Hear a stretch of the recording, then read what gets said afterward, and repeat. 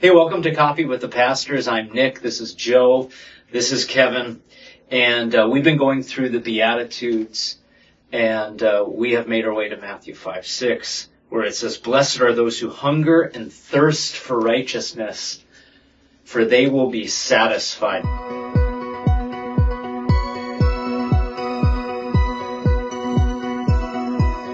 Of all the things that I hunger and thirst for, probably not the first thing that comes to mind is righteousness. I'm just going to be honest. Yeah. I love my comforts. Yeah. I love good food. Taco Bell, man. Yeah, Taco Bell. Should be top of my list. Yeah. Well, I love good tacos. I like to be cooled when I'm too hot. Yeah. Warm when I'm too cold. I have all sorts of things that I hunger and thirst after, drives in life, Right. that sort of thing. And yet Jesus says, well, that's great, but that will not satisfy you. Right. Oh man, that one point. All of these things will not satisfy. We can think of so many examples in our lives, and we still chase after them. Yeah. That's exactly right. We try to, fill all ourselves with all of these things, whether we see somebody else doing it, whether we see a real need in our own self, whether some of those things are even good. I mean, food is good and necessary. That's right. But we can worship all of these things, and they don't really fill us up. Yeah, there's two really aspects of this. One, if we choose to seek after the things that are physical, just by example, they can't satisfy because they're temporary. Sure. They're not bad, not all of them anyway. However, they can lead to destructive things. Yeah. In fact, every single one of God's blessings Satan will use in some way to destroy if we allow him.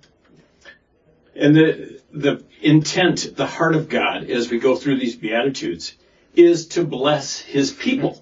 He wants us to have good things, but we look for the goodness in the wrong things. Do you think it's specific that he uses the word hunger in this? Well, many Bible commentators would definitely say yes. Yeah. They see a connection to the Lord's Prayer with the Beatitudes. So when he says, give us today our daily bread, he's referencing that, the manna in the desert, a number of Old Testament things. Right. He's also kind of prophesying that he will be the one who later on proclaims that he is the only one who can offer eternal water, the water of life. And so, there's a lot to it. So yes, to answer the question, I believe he's being very specific about it. But he's talking about the desires we have in life. We're born with desires. Yeah. Those desires in and of themselves come from God. Yeah. In fact, some of them are survival instincts. Those in themselves aren't bad. But when you chase after those for final and full satisfaction, he is saying, well, they're not going to fulfill that deep down need that you're looking for. So one of the first things I think about in this passage, which is actually kind of funny, is like dieting. Like, say that I'm eating processed food all the time, it's whatever, and I love it. Someone can come up to me even multiple times a week and say, Joe Isaac, what you are doing is wrong, and you need to be eating something that's better for your body instead. And, I can try it maybe once or twice, and I'm like, this stuff is not good. It doesn't taste good. I don't want it. Why would I want that, And so I think, but the switch that could happen, and we have to be careful with this analogy because of this. You do not need to know, God doesn't call you to know everything before you obey him, right? So like when he says hunger and thirst for righteousness, we do have to understand that that's not wait until you fully understand what it means to hunger and thirst for righteousness to start desiring the Lord. He calls you to start, digging into that. I think that people even just get confused about, hunger and what does it mean to search after hunger and thirst for righteousness? What's that? Yes. And ultimately, you can analyze that in a lot of different ways, but ultimately it's finding your joy, your fulfillment in Him. Yeah, exactly. And what he's getting at when it comes to satisfaction in particular is that when we find our joy in Him and we are satisfied, then we will hunger and thirst for righteousness. Yes. Because the more Jesus, the more you are satisfied, because it's something eternal and it's a longing that our heart and soul is born with. And when it's filled, and of course in this life, in a broken world, filled and refilled, we grow in our understanding of righteousness. And I think of the psalmist David, who talks about his love for the law. Yeah.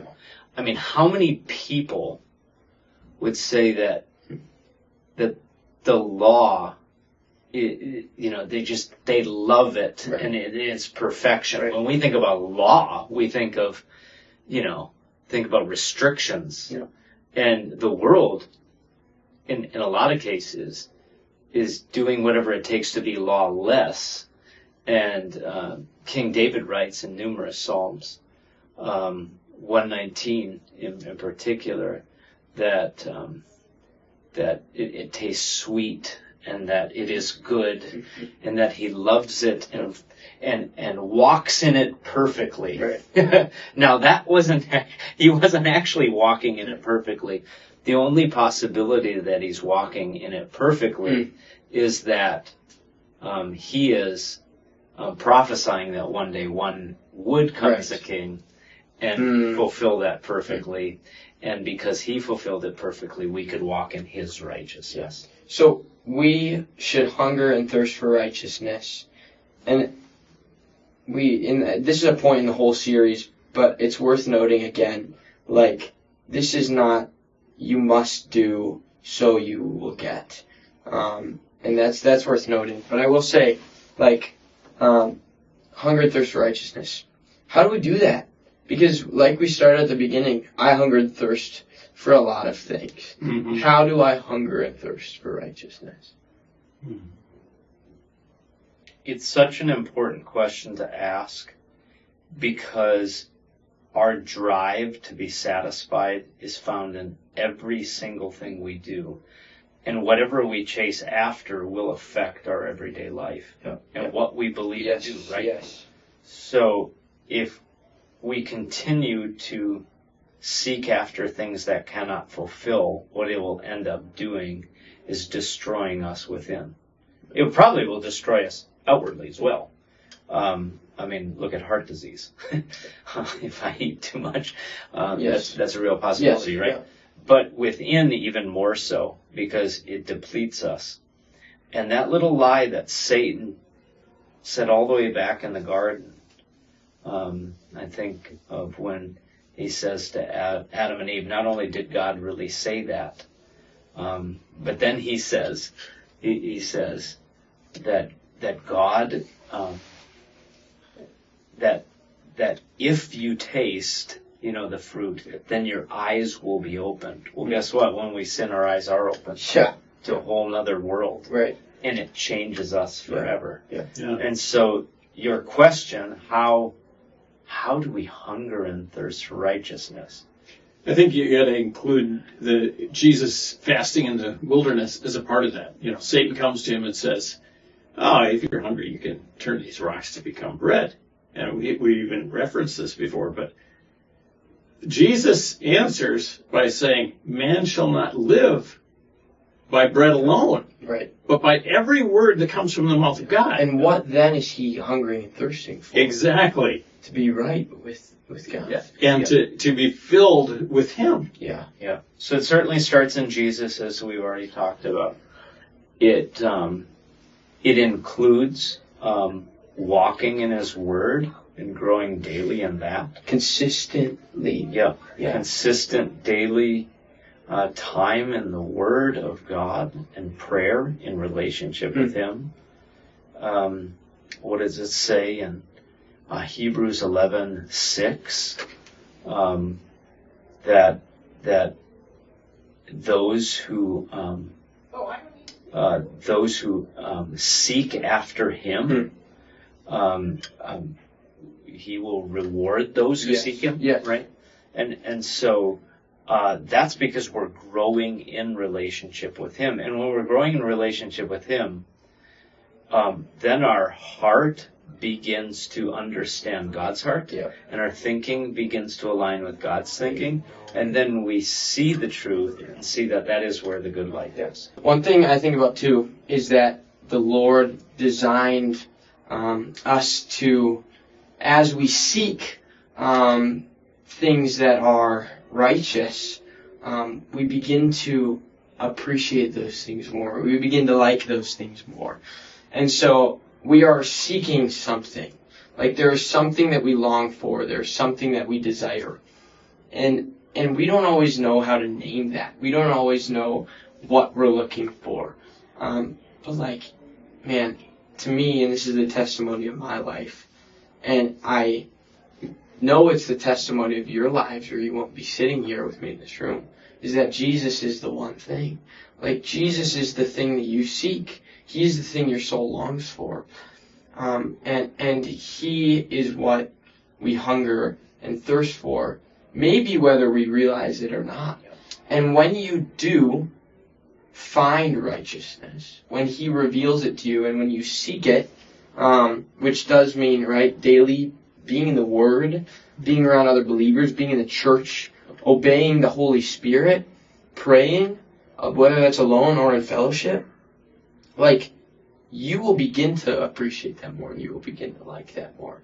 So I think that's a beautiful picture of hungering and thirsting for righteousness. Yeah, I love what you said. It's so well said, and applies so much to our lives every day. It does take discipline to be in the Word.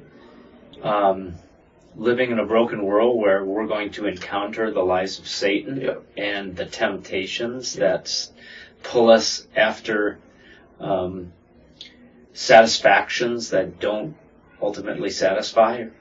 And so, such a good reminder. And as we kind of close out this podcast, I just want to encourage people that it's not that Jesus is saying, give it the old college try. Just like righteousness a little bit more. Work it out a little bit.